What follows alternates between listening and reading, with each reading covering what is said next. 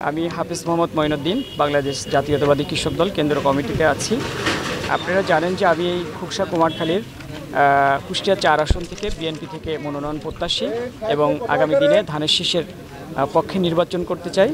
তো তারই ধারাবাহিকতায় আমি আপনারা জানেন যে অনেক দিন ধরে আমি আমার এই বিভিন্ন এলাকায় আমার নির্বাচনী এরিয়াতে আমি ৩১ দফার লিফলেট এবং বিভিন্ন ধরনের কর্মসূচি আমি কন্টিনিউ করে যাচ্ছি।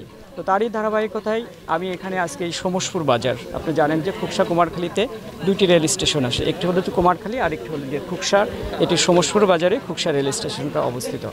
আমি এই রেল স্টেশনের আশেপাশে এখানে একটা বাজার আছে, এই বাজারের সাধারণ মানুষের সাথে আমি আমাদের ভারপ্রাপ্ত চেয়ারম্যান জনাব তারেক রহমানের ওনার মেসেজটা আমি এখানে দিতে এসেছি এবং আমাদের যে সামনের যে নির্বাচন, এই নির্বাচনে যাতে বাংলার সাধারণ মানুষ এবং আমার এই অঞ্চলের খেটে খাওয়া মানুষ এবং সকল শ্রেণীর মানুষ যাতে ধানের শীষে ভোট দেয়, আমি এই মেসেজটি দেওয়ার জন্য আমি জনগণের কাছে এসেছি।